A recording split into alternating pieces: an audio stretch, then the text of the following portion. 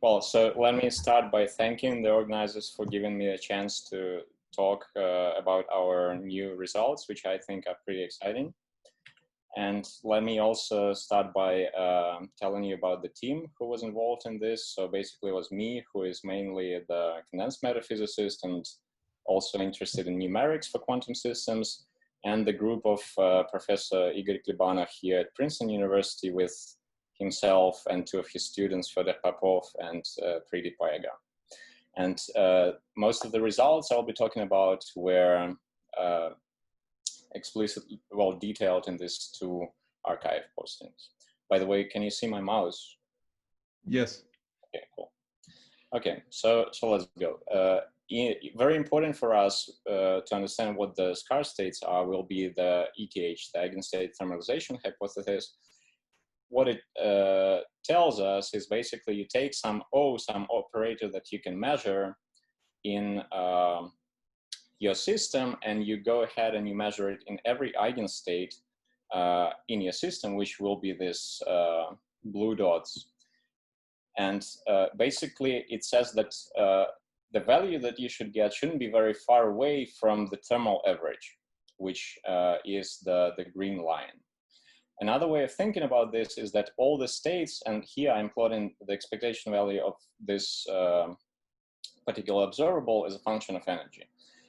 So basically what it says is that the values that you get should be lying on some more or less smooth curve. There shouldn't be states that are far away from this curve. So instead of comparing to the thermal average, you could also compare just to the neighborhood of your eigenstate. And there you should have some smoothness. And the scarce states, what they do, they actually do the exactly the opposite. They will be far off in this picture later. Okay, so now let me tell you about what these many-body scarce states are. So the first thing, they violate ETH, and exactly on this picture, they will be far away from all other states. They often happens to be somewhere in the middle of the spectrum, not necessarily near the ground state, and that means that they are relevant at high temperature. They tend to have low entanglement, which makes them similar to the ground states. And it also so happens that if you initialize a quantum system to a linear combination of the scarce states and let them time evolve, then this initial state will be actually coming back exactly to itself. So it will not dissipate through thermalization, it will actually come back, which is pretty interesting, which wouldn't be surprising if these states were sitting in some disconnected sector of the Hilbert space. But here I should also say that the Hamiltonians that we consider normally do not have any or many symmetries. So these states are not sitting in a specific sector of the symmetry of the Hamiltonian. Now, it sounds like we could use this for high temperature quantum memory. And this is my dream, essentially. And what I'll be talking about is some recipe we have of how to design purposefully such systems. And talking about my personal motivation, I, at some points in time, was involved in cooling down the superconducting qubits down to the million Kelvin temperatures, where you have to do the, some simplest quantum computations. And well, at those times, of course, and now still, I would very much appreciate not have to do this. So, this dream of doing quantum computation at high temperature is my personal, dream in this project. So what we know from the literature, in general, we know that strongly interacting systems thermalize. And however, this recent experiment did the following. It took the 51 Rydberg atom, which for our purposes will be just spin on half chain, and they initialized the system to this 101010 pattern, and they let it go. And the state 101010 again is not in any particular sector, it is not singled out by any symmetry, and corresponds to actually very high temperature for that Hamiltonian they were implementing. And the Hamiltonian that we're implementing was actually just prohibiting two up spins to be at the nearby sites. And what they saw that something like this overlap I was talking about does indeed come back. So there are some oscillations that do not thermalize and remain coherent. So then theory came up with this PXP model, which basically is a sum of these terms where you have projectors that actually implement this condition that the two up spins cannot be up on the nearby sites. And they actually were able to reproduce a lot of phenomenology of those oscillations. And interestingly, they saw that was all done numerically. People saw that if you add some certain terms to the Hamiltonian, then you can either make the system integrable, or you can improve the revivals. Because as you see at this plot, the revivals are not exact, so they sort of decay. They are not exact, and you can improve this by modifying the Hamiltonian a little bit. Okay, so there is also some literature where the scars have been, again, numerically identified in a number of other condensed matter models, like Hubbard model, AKLT, Hirsch, and so on. And it turned out that the scar states in those models often were actually similar, which wasn't very clear why. The way you do numerics for this, usually, well, one of the diagnostics, you take your system and you fully diagonalize it, and then you plot the entanglement entropy for each of the eigenstates. And most of the states are on this kind of arch, and the scar states will be having a much lower entanglement and will be clear outliers. And then you start studying these particular states that you find in this way. And finally, the other interesting work said the following: how can we build systems with scars? We can start with some chaotic Hamiltonian, and we can add just a projector on the scar state that we want to build in to embed into this Hamiltonian.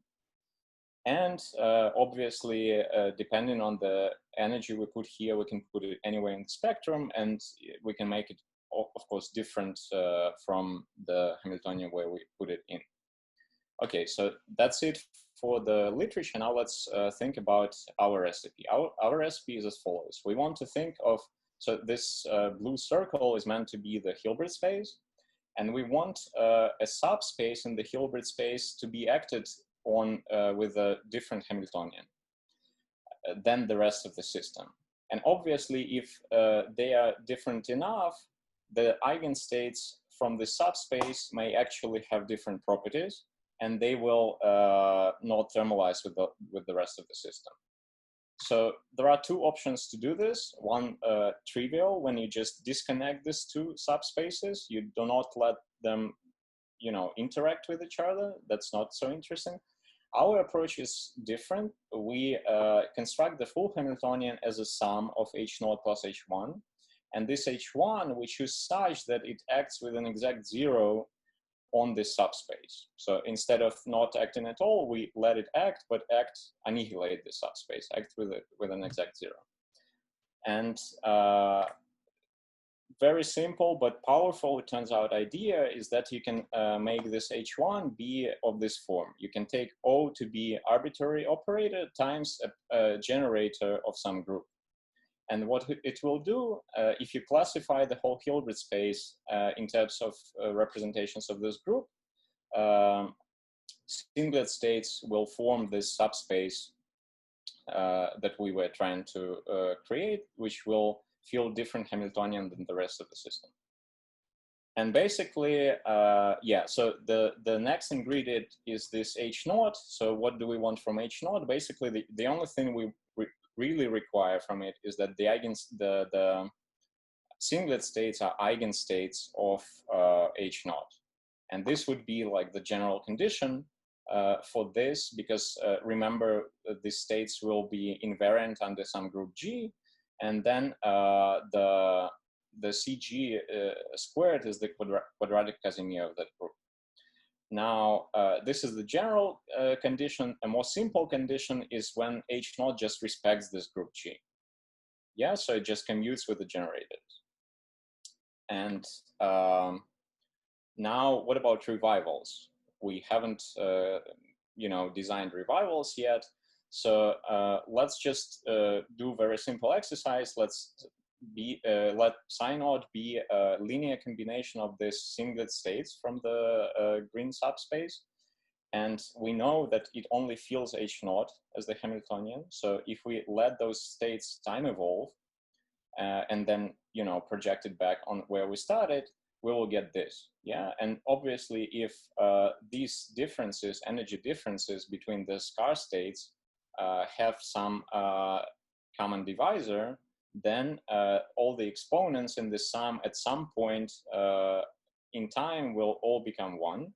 And this will be the revival. So essentially, the condition to have revivals is that H naught needs to have all the energies of scars need to have a common divisor.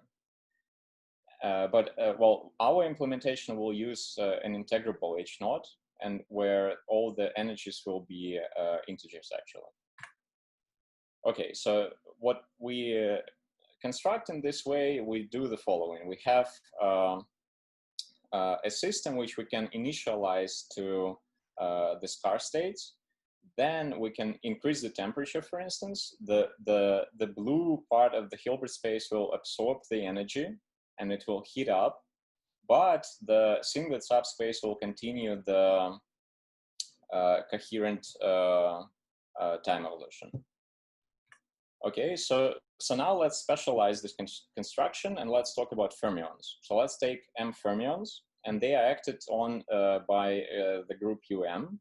So now we can take G to be our group UM, or we can take any subgroup of UM. And this is actually a very important handle on regulating how big the singlet subspace is. So if you take a big group, there will be just a handful of the scarce states, and there will be just a few of them. If you take a small group, you can actually achieve exponential number of this special states be present in your spectrum. Now let me rearrange those M fermions into pairs like this, and from this point on, I will start thinking about some lattice of fermions with spin 1/2. Yeah, and so this is what it looks like now. So the A index would be labeling now the spatial index on the chain of those on the chain, and then B would be for labeling the spin 1/2 degree of freedom. And so the natural group to talk about now is the UN cross SU2, and the group G that I will pick will be the UN only. Yeah, so I will require that my scars are singlets in UN, and then, well, they can be something else in SU2. Actually, I think it may be useful if you interrupt me at different points if you have questions. So it could be useful to have some feedback. So now, remember, we want the Hamiltonian to be of this form. We have some H naught, and we have OT, and T has to be the generator of the group. And so if we talk about ON or UN, then we can take the generator of this form, which in condensed matter you would call hopping, which basically makes the particle hop from side A to A prime and has this blind sum over B. Yeah. And yeah, so this operator is actually a generator of UN or ON, depending on the on what hopping amplitude you take, either complex, imaginary, or real.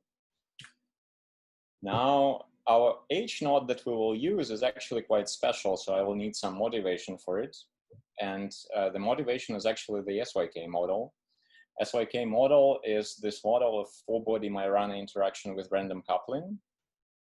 And it's pretty interesting, as many of you probably know. It has solvable large N limit. It has interesting gravity dual, and it's said to be maximally chaotic. Yeah, so it's pretty interesting model, and this motivated the development of this tensor model, The particular one we'll be interested in is ON cube tensor model, which is written down here, which actually does look similar to SYK if you just combine the 3 indices of each Majorana into one index. You could do this like this as an option. And then what you have is sort of SYK model where the couplings are 0, 1. And where you put 1, you decide by looking at this tetrahedral if the triples of indices are connected by an edge on the tetrahedral, you put 1, otherwise you put 0. And interestingly, this model has identical Lagrange limit to SYK, but doesn't have disorder. And why is it relevant for us? We'll consider the case when it's not ON cubed. We'll consider the case for our today purposes. Most important will be this, when you have ON cross O2 cross O2. And what we'll do with this model, we'll combine, we'll use one of the O2s to make complex fermions. Then you rewrite the Hamiltonian in this way, or let me rewrite it again for you here. And let's just think about it a little bit. So it does commute with the quadratic Casimirs of both UN and ON. It lives in the same Hilbert space as we've seen before. So this lattice of spin-1/2 fermions of length n. And it's exactly solvable. So actually all the energies of that model are integers, so, which will, as I said, will be useful for seeing revivals. And let me say that this H0 feels very, special, and it is very special and sophisticated, but for purposes of seeing scars, I told you, all we need is that the scars are just eigenstates of that Hamiltonian, so we could take some much simpler H0. Well, just historically we use this one, and also it's useful because it splits the scars. They have different energies instead of just having maybe being all degenerate. Okay, so now the Hilbert space is interesting in the following sense. So let me, what I'm trying to show here, let's think about this now rectangle, big rectangle, as the whole Hilbert space. And we can classify it according to representations of UN cross SU2. What I'm trying to show with colors is that as soon as you pick a representation for UN, that automatically fixes the representation for SU2 in this Hilbert space. And an identity that can be derived that hints at this is as follows. So the sum of the Casimirs of the two groups, UN and SU2, is actually a constant. So if you put this guy to 0 by requiring the states to be singlets of UN, then the other Casimir will also be fixed.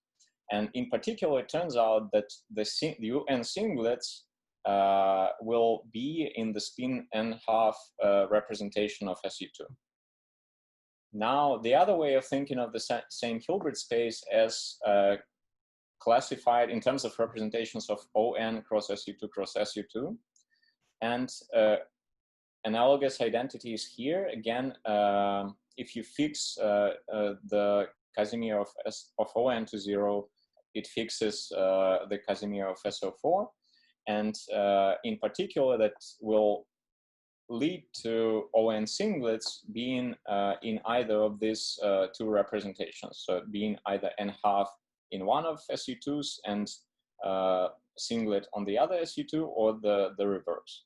And this will actually produce these two families of scars that are mentioned in the abstract.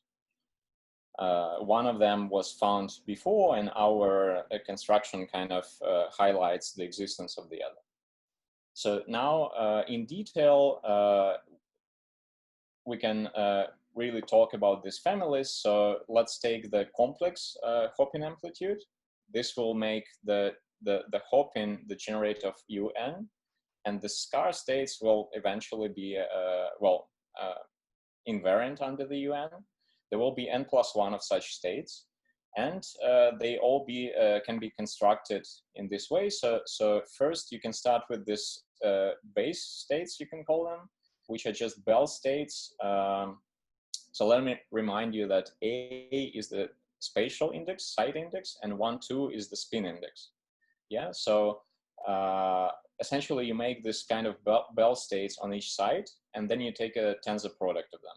Yeah, so it's a product state in terms of sites. And then you have this operator zeta that allows you to generate the whole tower of the states. Now, what if you take imaginary hopping amplitude? Then the hopping is the generator of ON, and now we have the two families, as we've seen at the the two representations, two combinations of representations of SU2, SU2. So one of the families will be the one and U from the previous slide, this one. The other one can be constructed by acting repeatedly with this eta operator on 0 on the vacuum. Interestingly, I think this UN and ON is pretty high degree of symmetry. So in particular, what follows is that these states are translationally invariant, while your Hamiltonian is not. So this is, well, pretty striking, I think, that you can take O to be anything that comes to your mind, and then still your scarce states will be translationally invariant. Now, if you take real hopping amplitude, then and even a number of sides on the lattice, then the hopping will be generated of a different embedding of ON, and you will again have two families, and U, the same family as we had, plus a little bit modified an O family. Written down here, you see it looks very similar, except that this exponential phase factor here. And very interestingly, these are exactly the states written down like 30 years ago by Young in the context of Hilbert model. So to talk about that, let me remind you what the Hilbert model is. The Hilbert model is basically the simplest probably model of interacting electrons in a crystal. So you say that my atoms they define the orbitals where the electrons can live. And then this term here basically describes the hopping of these electrons between the orbitals. And the electrons, this is the approximation of the Hilbert model, that the electrons only notice each other when they sit on the same side. So you take up electron and down electron on with the opposite, well, on the same side, and only then they feel each other. And this model is used oftentimes as a starting point to talk about superconductivity, high TC superconductivity. So what Young did, he actually wrote down, so this is the NO states that we had, and now the states of Young, you can see that they are identical. In his notation, A and B is spin up and spin down, and then this eta is actually what we have here, and the states are identical. What Young also noticed, that these states have this off-diagonal long-range order. And what it means is that this correlator right here doesn't fall off in terms of as a function of distance r minus s. So this correlator is as follows. You take a pair of electrons with the opposite spins and sitting on the same exact side. So it's like a Cooper pair, and the electrons are at the same identical point, and you kill them, and then you create them at some other position in space, again with the opposite spins. And basically the presence of this off-diagonal long-range order means that this correlator doesn't fall off as in terms of the distance r minus s. Okay, so we can understand this long-range order actually be present in the singlet states as a consequence of this ON-UN invariance. Because when a state is ON or UN invariant, that means that swapping the indices of fermions in your state doesn't change it. So we can actually have this operator that would swap ice particle with case particle, and well, by this simple transformation, see that the correlator evaluated in any singlet state doesn't actually depend on this distance. It doesn't only fall off, it doesn't depend at all on the distance.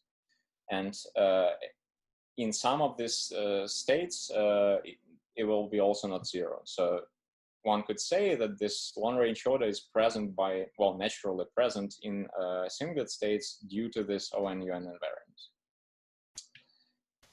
Okay, so from now on, I don't know, this was the introduction of the very general, let's say, recipe. Now I'll be talking about the, if there are no questions so far, I'll be talking about the particular example that we also implemented numerically and checked everything numerically. So we took... Sorry, I have a question. So these states, you said that they were translation invariant, right? Yeah. So if you act with local operators and so on, do you expect to excite them? Somewhat localized excitations. I'm just worried. Okay. What worries me is that if they involve the whole lattice, yes, you might not excite them by acting with local operators. I don't know if that's a problem. Maybe that's not a problem. Well, so by saying excite them, maybe we could look at this, and we could say that we can start from the vacuum, and this is indeed the not so local operator that creates it. Right. But we will actually turn this into an advantage a little later when we'll say that this means that they spread the information over the whole lattice.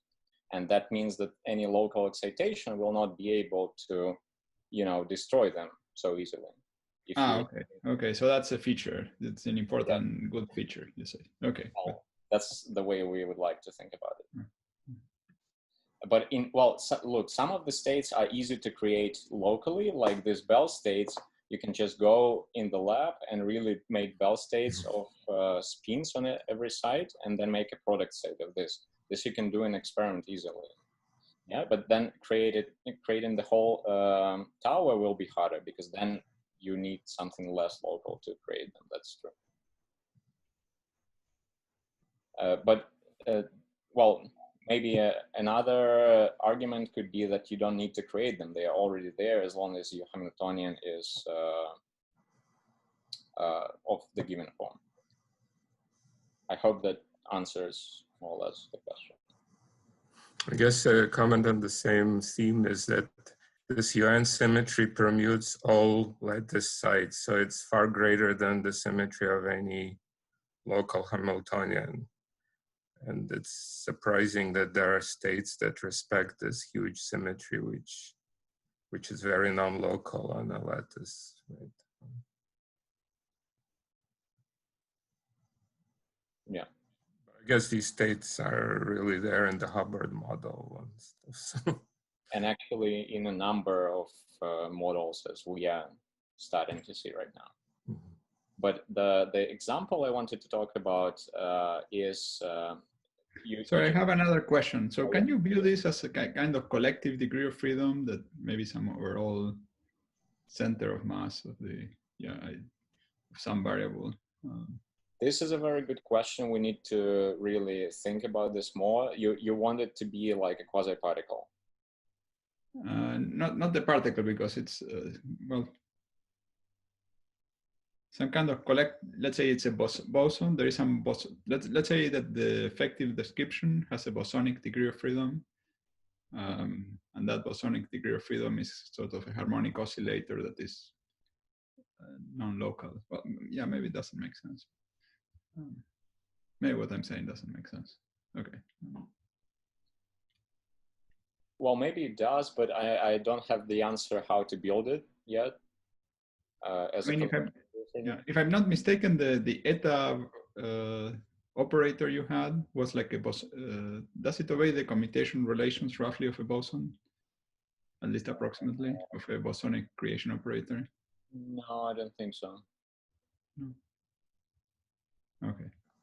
I think eta is related to this SU2 pseudospin symmetry that Xian Yang discovered. Yeah, so that's what. So it's related to some SU2. Lets you generate the tower of SU2s, SU2 states.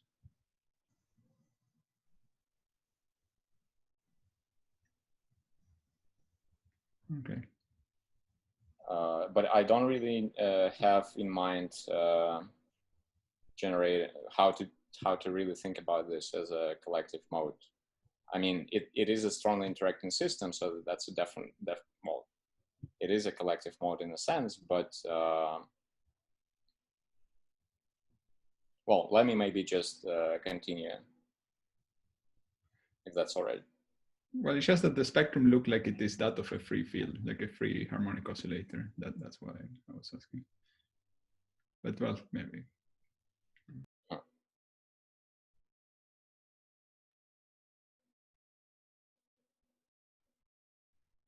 Well, maybe that is a good thing for us to think about for the follow-ups on this work.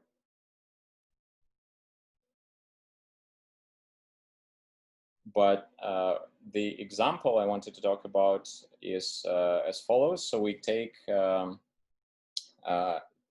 Hamiltonian of this form, H0 I already described. So this is the simplification of those tensor models. The T will be the hopping, and O we will take of this form. So it will be quadratic, and it will have this random complex coefficients in it. And the finite chain will be of 8 sides with, well, spin degree of freedom on each side. So since we build in this complex randomness, we expect the system to be GUE type, so like a complex random matrix. And indeed, this is the sort of numerical evidence for this. So one of the diagnostics is you can look at the energy gaps and at their statistics. And for GUE, you expect 0.6, and this is exactly what we see in our system. Then you can unfold all your gaps and make a histogram of them. And this also follows, is described more or less by the GUE ensemble. Another interesting quantity you can calculate is the spectral form factor. And well, shown here, what has been shown for chaotic systems, such as SYK, is that it shows this D-prime plateau behavior. And indeed, we again see this in our system. So one could say that by the, this collective evidence, we see that the states, the bulk of the spectrum, because both all these measures, they think about all of the spectrum, the bulk of the spectrum is chaotic. So there are maybe these scarce states built in somewhere that do not thermalize, but otherwise the bulk of the system is chaotic. Now the other diagnostics, which I also showed you, is the entanglement entropy. So entanglement entropy is when you take your quantum system and you cut it in some way into pieces. So for us, it will be easy to decide because we just have a chain, so we can cut it in the middle of the chain. And then you rewrite, you decompose your wave function, you do this Schmidt decomposition of your wave function in terms of wave function that lives only on the left, wave function that lives only on the right. And doing so lets you compute the quantity known as entanglement entropy, which tells you basically how much the one half of the system is entangled with the other half of the system. And this is what we do. So on the left, we see this entanglement entropy calculated for every eigenstate of the H0 only. Yeah, so it's the integrable model. And the scarce states are not distinguishable in this sense from the rest of the system. But if we consider this model with randomness, all the generic states actually get lifted they get mixed a lot by the randomness, and their entanglement entry goes up to this arch. But the singlets, they only feel H0, and they just remain with the same entanglement entropy they had from the beginning. So, but at the end of the day, this produces this plot that tells us the singlet states are really clear outliers in terms of entanglement entropy. And please still interrupt me if there are any questions. Yeah, I have a small question. Yeah. Do you have an intuition why the singlets have lower entanglement entropy? Because I would expect that in order to form a singlet, you need to mix many degrees of freedom. So I would maybe expect the entanglement entropy should be bigger. Yeah, well, it is smaller than, you know, completely mixed states. And you are right about mixing a number of degrees of freedom, because at the end, our singlets are actually spread over the whole lattice. They are invariant under this all permutations. My intuition is that you can think of them as, yeah, well, something in between, right? Between the product states that are not entangled at all and the maximally entangled states that are produced by complete chaos. So they are somewhere in between. But of course, relative to the maximally chaotic states, they look like small entropy, although it's not really so small, because as you say very correctly, the degrees of freedom at very remote places get entangled. And well, the intuition could be that, you know, there is something integrable about them. Like in this case, they only feel the H0, so that's why they do not go up. They are not mixed. But this is a little bit different angle to your question, I think. So probably the answer is that they are entangled, but not maximally entangled. Okay, thank you. Excuse me, may I clarify? For H to be Hermitian, do you require O and T to commute with each other? Yes. Let me go back a little bit to here. We have O. If you stare at this formula for some time, we designed it such that they do commute, and this is done so by OA acting on the side different from where the hopping is happening. So hopping is happening, like, let's say, between A and A+1, but OA will be acting on the sides A+2 and A+3, which are different from where the hopping was happening. And at the end of the day, that makes the OT Hermitian, yes. If I write the Hamiltonian in the basis which respects T, so each sector is an eigensector of T, would my Hamiltonian be block diagonal? I don't think so, because O actually will break all the possible symmetries. You mean the Hamiltonian, the full Hamiltonian? Yes. I don't think it will be block diagonal, because the O is really, you know, there is so much randomness that it will couple all the different representations of, let's say, ON or UN. So I don't think it will be block diagonal.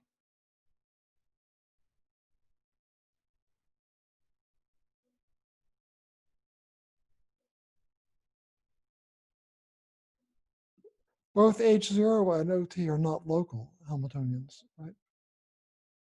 Well, we like to call them long range as coupling, yes, remote places and all that is. Okay.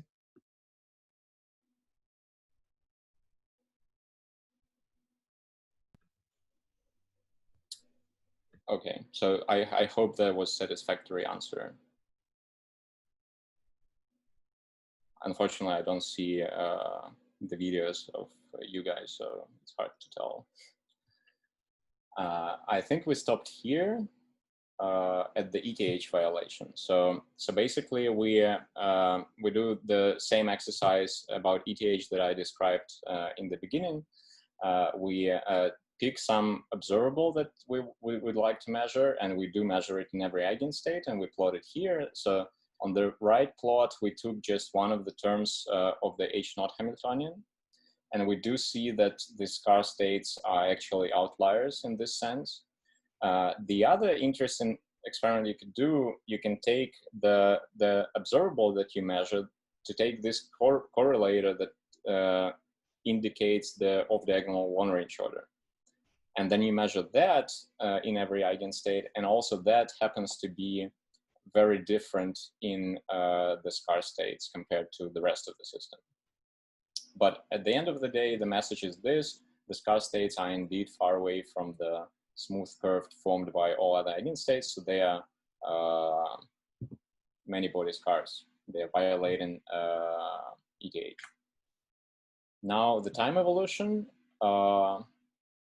basically, we take initial state, which is made, 95% of it is made of scars, 5% we admix a little bit of generic states, then we let it time evolve, we project it back on where we started, and we see indeed these revivals that would be going back to 1 exactly if we didn't admix generic states, but since we admix 5%, then it goes to 0.95 squared, the amplitude.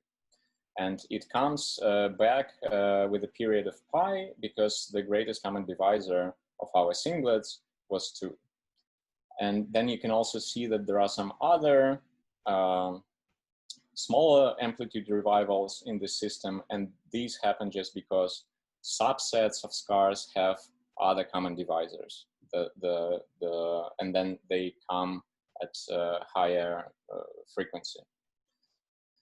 If you only took the generic states, the same linear combination of the same size, and you do the time evolution, you see that this overlap would decay and never come back.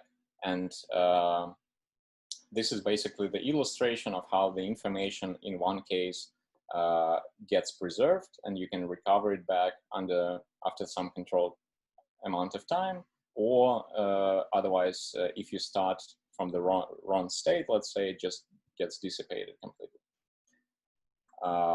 So can we call this high temperature quantum memory? Well, hopefully. Basically, again, generically, thermalization destroys the information. We see that the information is preserved.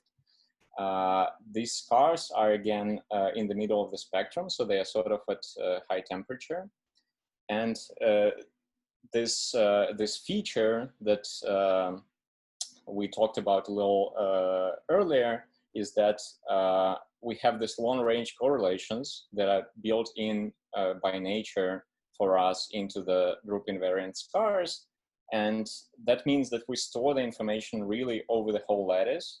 And that means if we have noise or some disturbance that, well, you know, we didn't want to have, but accidentally it got into our system, it cannot really do very bad things, because it will destroy the information stored on one lattice side, but not over the whole thing. And actually, interestingly, very similar setup has been considered in quantum computing community, and it has been called decoherence-free subspaces, and it has been shown that you can do universal quantum computing with it.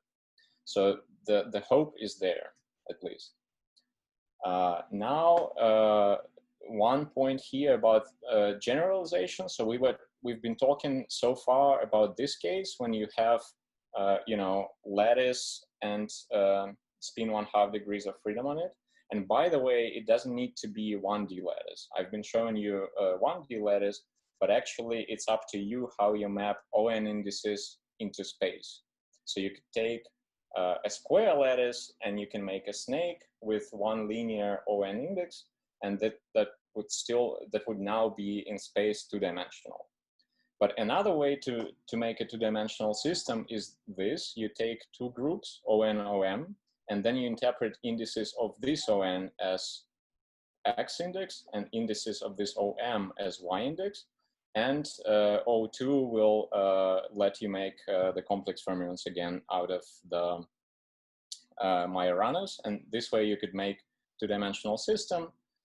Your scars will be invariant under this group, ON cross OM, and the full construction will carry over exactly the same, but of course the subspace of the singlets will be different, the structure.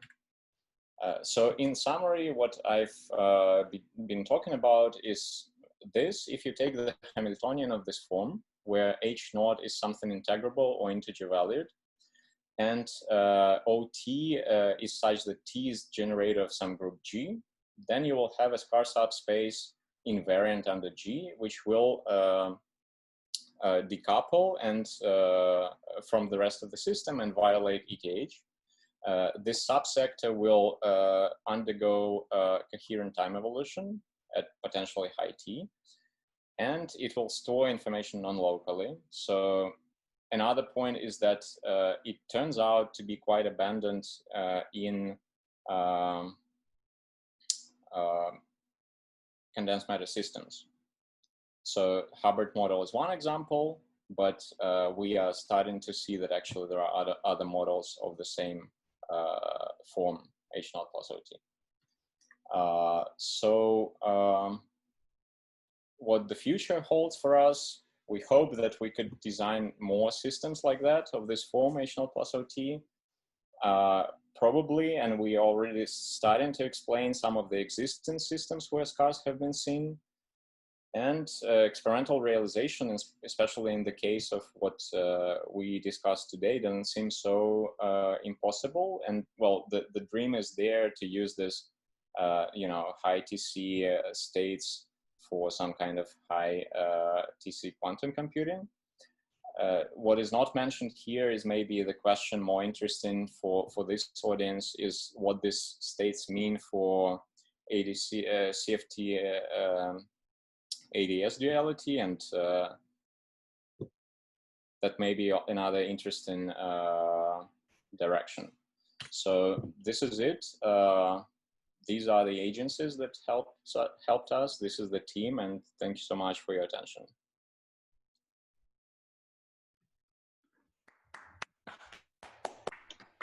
Thank you very much. Yeah, thanks, Kiryl. Can I ask a question? Yes. So is there any model in which you can actually take the continuum limit and still see the scarce states? Good question. Well, we haven't thought about this. I'm not aware of any model like this, but I don't want to say it's impossible. Although in our construction, that would actually mean you take the Lagrange limit for the lattice. Right. So I don't see immediately why not, but that certainly hasn't been done to my knowledge.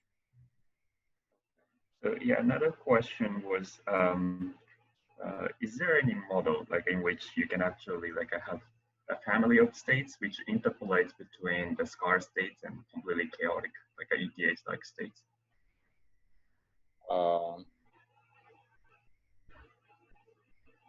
Well, I guess you can just take our model, and we have here.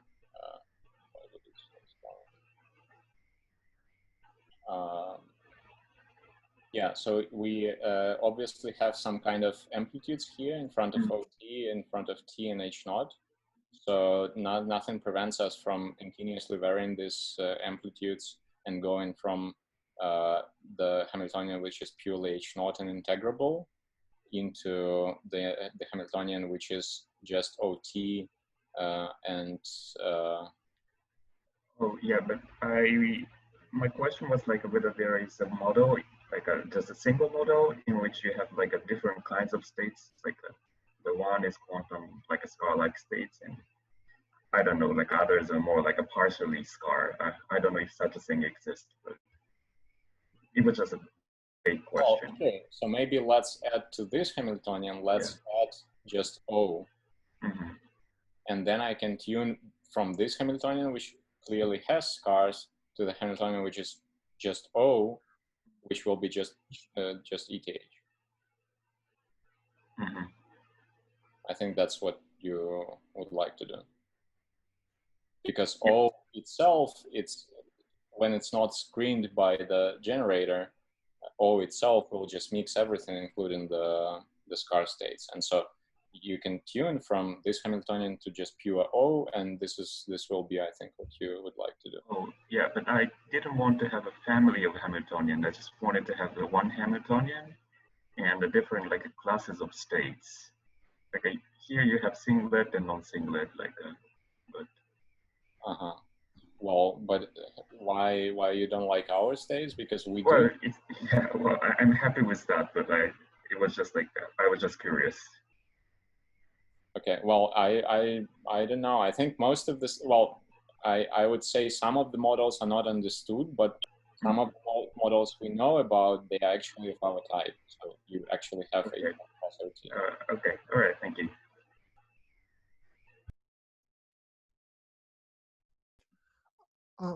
If you take the scar states of the Hubbard model, Yes. if you believe that a more realistic, it's a highly idealized model of a two-dimensional system, is it believed that if we perturb to a more realistic model, the scar states in some sense approximately survive? We are thinking very hard about this right now, and I'm very hopeful they do. So the answer is most likely yes. I see. So all you need to do is basically rewrite all these more realistic interactions in terms of OT so that they look like OT. So we've already done this for Hubbard, but for more realistic interactions, this is something I hope we will do very soon. So for Hubbard, more realistic could mean adding interactions among electrons on neighboring sites, for example. Exactly. And I can tell you now that if you have, in Hubbard, you have, well, let me not claim this just yet, but I'm pretty sure this next nearest neighbor will also be of this kind of OT. Thanks. Yeah, I think in some of this work on AKLT chains, people found scars and various deformations of the basic AKLT model, right? If I'm in this Andre Bernevig and Mugdalia, and I thought they had some set of models where they appear. Yeah, but for Hubbard, I think they were mainly, yeah, well, they had some deformations of Hubbard. And basically, this freedom to choose any way that you want tells you that actually there is always a family. And so if you found one, there is other deformations out there as well.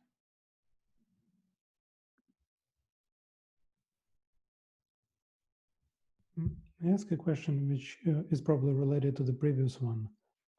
If I understand, at least theoretically, if I consider a state from the scar sector, its time evolution is completely specified by H0, and it is relatively simple because it's an integrable model. Exactly. Well, it's a little bit up to you what H0 you choose, but it is independent from the rest, yeah. So what happens if I have a real system in a sense that I have some noise? You mentioned maybe as a motivation that I can do quantum computing with this. So if I have some small but uncontrollable noise, could you explain maybe there's a simple idea why this is still beneficial to have this scar structure? Well, so one argument would be that we store information non-locally, and most of the time the noise that you have is just some impurity which is localized in space. So it cannot destroy the whole state that is spread over the whole lattice by just acting on one side. But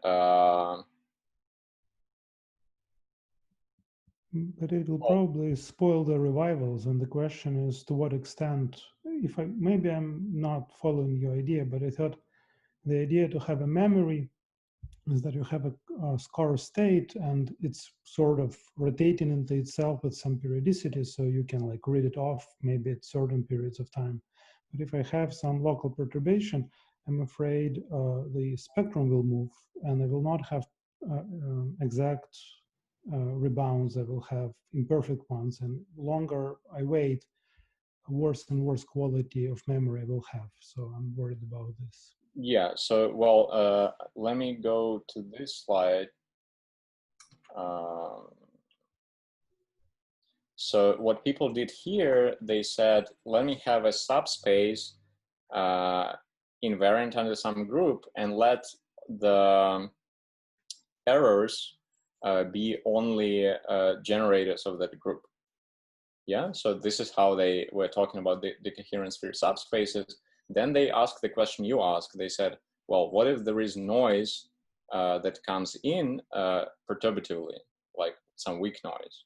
And I think what they've shown here is that to first order in perturbation theory, that noise will actually disappear and will appear only in the next order. But we haven't studied as much the stability of the effect. Essentially, you're asking, if you build quantum memory out of this, how stable it is. And to really claim this, we need to maybe do more work and see really what happens when you add various kind of noises that would be there that are unwanted.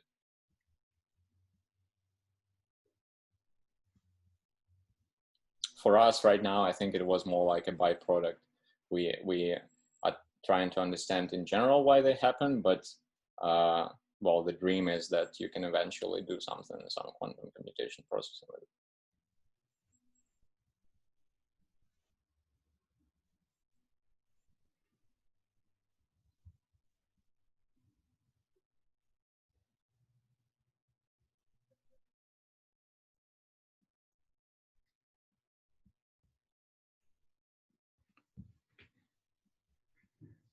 So I have another question. So if we go back to those states that you had that were spatially, they consisted of a sum of all the operators summed over the whole lattice, right? The ones that Yang was discussing. This one or something? Yeah, let's say that one. Yeah, any of those two. So in this sum, if you put in some A-dependent terms, but that vary very slowly as you move along the lattice, do you have states with similar properties, or what do those things create? So you would like to multiply eta by something that depends on A? Yeah. Let's say FA C to the I Ka, where K is a very small number. Well, but then we will have this.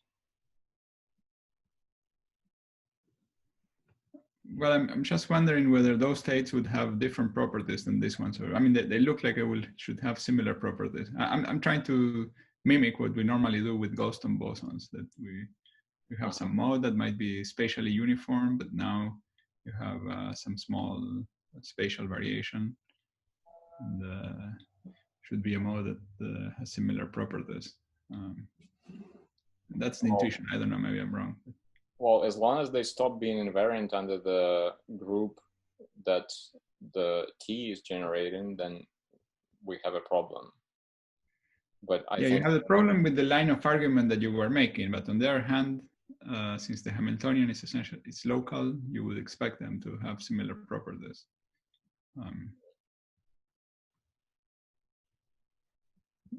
They would be changed by small amounts of order K, where K is the momentum that we put in there. But yeah, well, perhaps it could be formulated some statement like that, if you do it perturbatively, then some properties of the state do not change drastically. But So sorry. The states are considered are eigenstates, no? So it will be just a superposition of like the scarce states and the other states, maybe? Yes. So probably this is what happened, no? Like that will Well, be... I would say none of them may become eigenstates. Right, so there will be superpositions of those, right? And potentially some other ones which are not in the sector. Yeah. Well, it's probably worth thinking about this, but we haven't investigated this in any detail. That's an interesting question, of course, because that also comes back to the question how stable the whole thing is, because of course you cannot create the state exactly always with like exact, but well, maybe one related observation here is that when I was doing the time evolution here, I was actually admixing 5% of these generic states. I didn't do exactly this slight modification of the good states. I just admixed 5% of random generic states from the middle of the spectrum. And then the revivals come back to 0.95 squared. So this sort of tells you a little bit about the stability of the effect. Okay, thank you. It seems like in these local models like AKLT that people studied a lot and found scars. Yeah, we can look it up, but I'm not sure there was like these low momentum states are certainly there, but maybe they mix with other stuff and in the end they're ergodic. Like I don't remember if there was anything almost scar-like in those models. But well, the other point about AKLT, we are not sure it's of the same structure at all. Maybe they have some other, Right. some other recipe is hidden from us right now that actually generates those. Well, that's certainly an example of a local model which has scars, and people studied it numerically also. Yes, and also for us, we took sort of non-local H0, or we would like to call it. But we don't have to, right? We don't have to. We don't have to. We could use any H0, which would be very local also. So that's actually some important realization, which I didn't appreciate from the beginning, that these states are there in the Hilbert space no matter what Hamiltonian you take. And as soon as you took the Hamiltonian of the right structure, then you make these states the scarce states, but they are always there. So, well, sort of obvious, but it wasn't obvious to me always.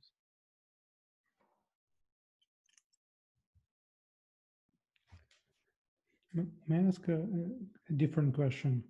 When this story with the scars first appeared a couple of years ago, somehow in the talks, people were speaking about this models, PXP model, in the context of restricted Hilbert spaces.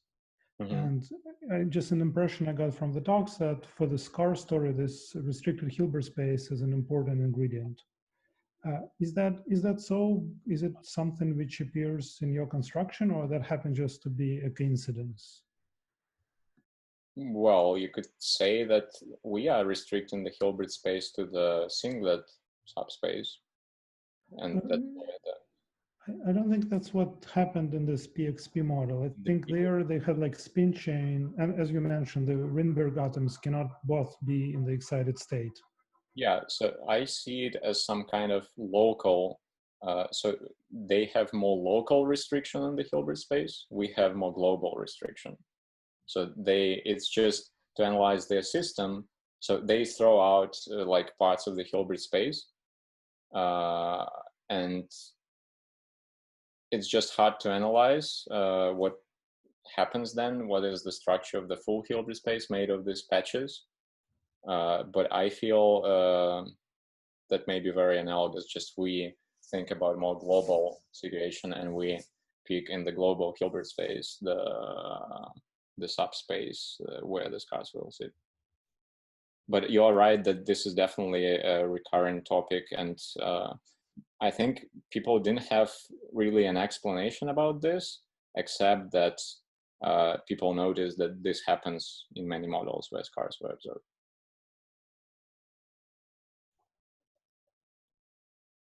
I would rather think of some kind of fragmentation of the Hilbert space. That's what also people talk about. Like we fragmented into singlets and non-singlets. You could imagine, well, maybe other recipes that would fragment it into other subsectors, which are not sectors, not symmetries of the whole big Hamiltonian, but still, you know, this kind of thing where you fragment the Hilbert space.